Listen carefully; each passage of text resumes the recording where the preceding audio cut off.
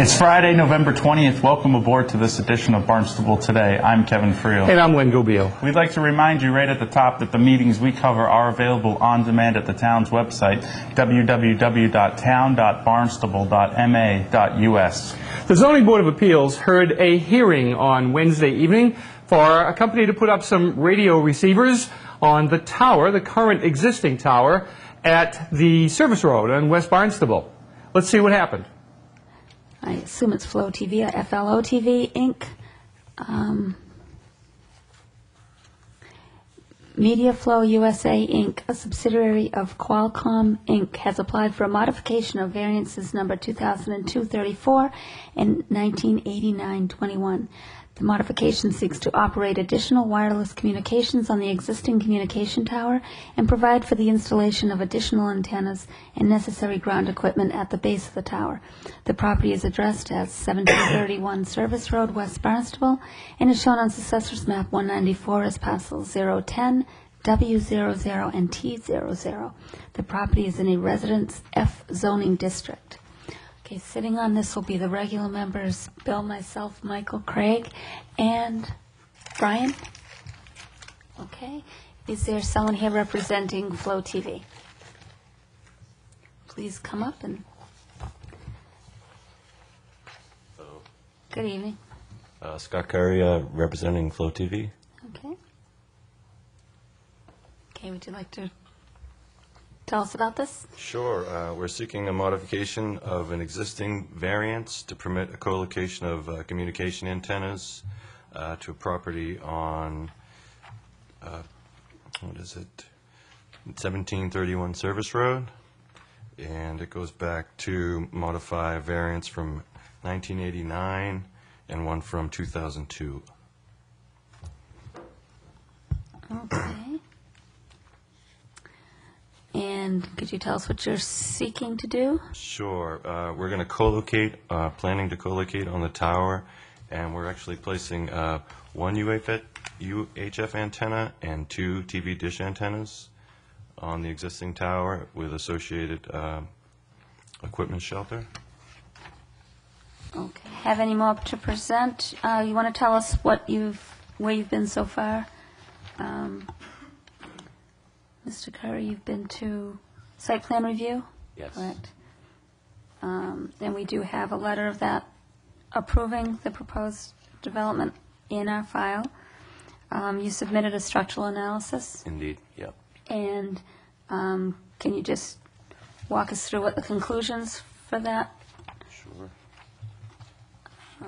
I think one of the concerns that the town has is that the antenna be stable enough to support what you're adding. So I guess that's... Sure. In a structural analysis report by Oscar Penzaraza, PE, president of PGS Engineering, submitted to the file report concluding the existing tower structure and its foundation are sufficient to carry existing proposed equipment. Thank you. Okay. Does the board have any questions for Mr. Curry? Seeing none? Okay. And I will entertain any public comment at this time. Is there anyone from the audience who would like to speak? Mr. Anders?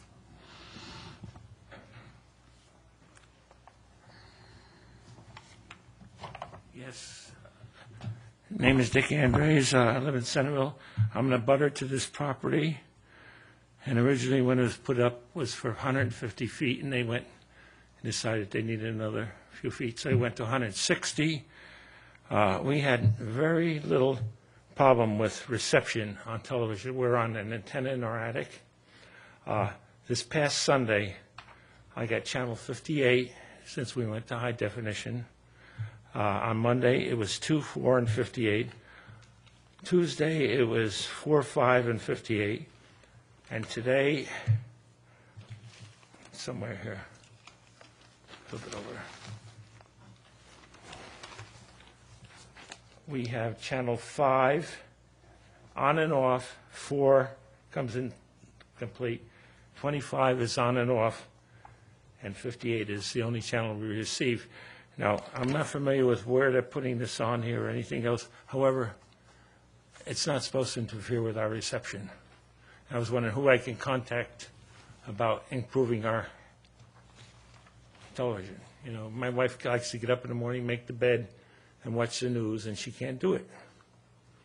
Now, are these people willing to go into consideration and do something for us before they put this up, and is this going to affect us more adversely than? It shouldn't interfere. Respond?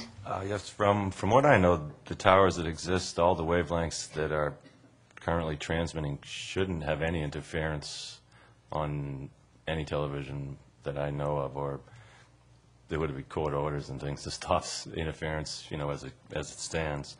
So I'm not sure how it could be interfering with the televisions. I'm not an RF engineer, but I don't think that the telephone wavelengths are on a whole different level as far as what I know.